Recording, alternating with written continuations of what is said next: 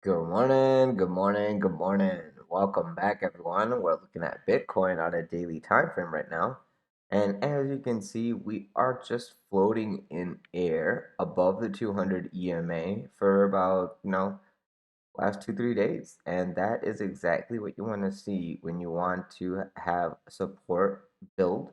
And now it does look like RSI is showing you, hey, it's time to do one more poke up, so keep an eye out for the level of 21,000, uh, let's say 800.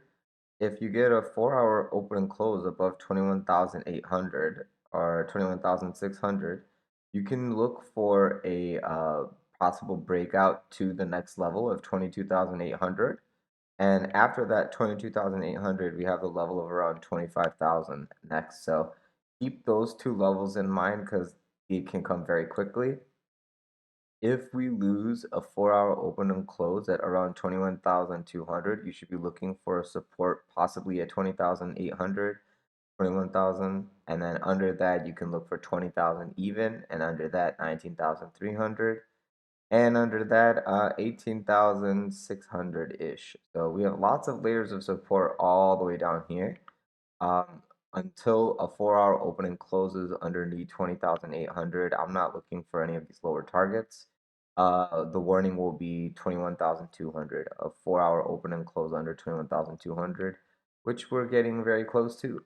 But as long as we can hold that level and close above it, it's going to be likely that we'll test into 21.6 into New York Open and maybe even higher as the day progresses due to RSI still in the overbought control zone.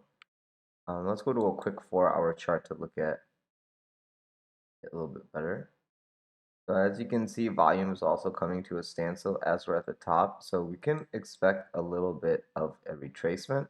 I would not look for too much lower than, I want to say, about 20,000-ish. Yeah, I think 20,000 is decent support. Losing 20,000 with the 4 hour open and close, it's a little bit more of a risk. But you got 19,300, 18,500 as support, 18,600, 500. So you might get a bounce, but once we lose around 20,800, the bounces lower are probably going to be dead cat bounces into resistance and then come back down, consolidate before we break out again, kind of in like a flag setup. So just keep that in mind for Bitcoin. And yeah, that's basically all I have for Bitcoin. We are coming, we're making a bear dip, like as we're going higher, RSI is going down. But in an upward market, this is kind of a resetting of the oscillators in a bull flag. As you're going up, up, up, you're going down, down, down, meaning you have room to pop up if a buy comes up here and eat this entire bear dip to come back up. It's resetting its overboughtness as it's going sideways at the top. So keep that in mind. I'm expecting a poke up. Let's go to the daily on ETH.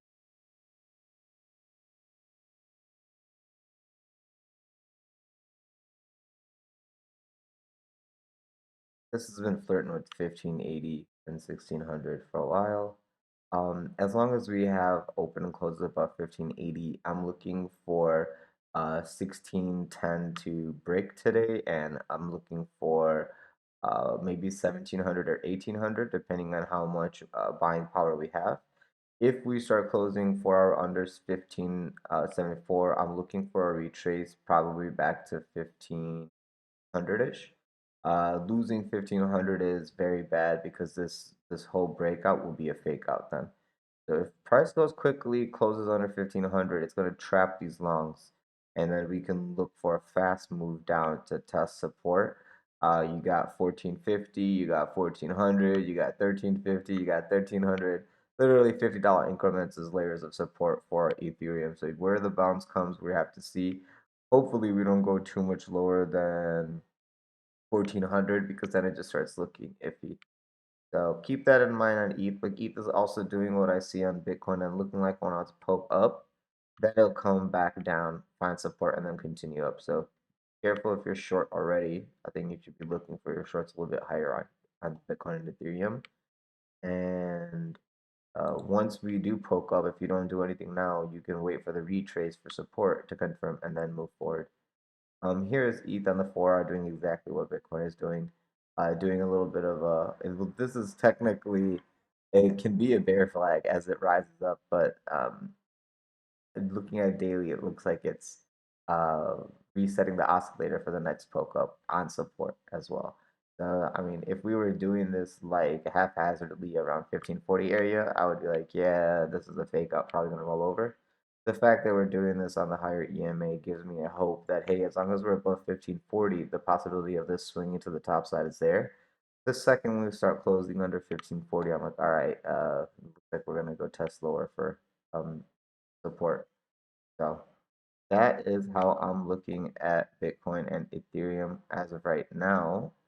Um, Let me look quickly at Dixie. Dixie yesterday did bust down under that level that we were looking for. We need Dixie to actually confirm this level and actually reverse. Daily is showing you rejection, and this is one of these kind of rejections, so it trapped people and it wants to push down. So we need to see how low we close today. As long as we don't close under 102, it should be a possibility of us going sideways and up. But the way that this was a strong rejection, it's possible we could go a little bit lower to the 101 area that been sitting and waiting on. Hoping we didn't go there, but 101 is possible over here, and then finding a bounce from here. So keep that in mind. I'm gonna actually set my alert.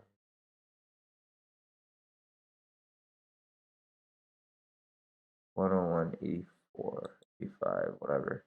That'll be my warning for 101 to come. And then you should see quick upside on Bitcoin, Ethereum, tech stocks. And then once it comes here, if it does a quick tap and just reverses, then you'll see a huge pullback on the other assets because it's going to be like a trapping situation. So be ready for that.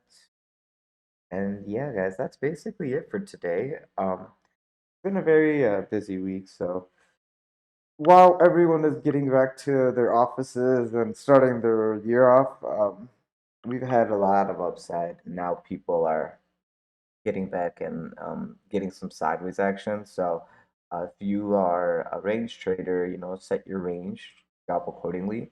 If you're a trend trader, set up your Elliott wave theory and then start doing your wave counts. And yeah, if you're waiting for the next opportunity, also, could just wait for that daily close to see if it actually does poke up into the resistance or come down to support. And you could act accordingly at the support or resistance levels that I gave you earlier.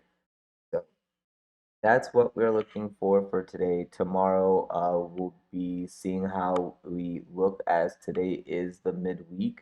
So we should see some, decent volume today.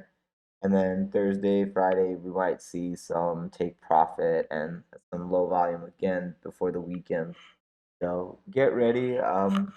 Right now, bonds and interest rates are on the forefront of everyone's mind. So let's see what Japan does.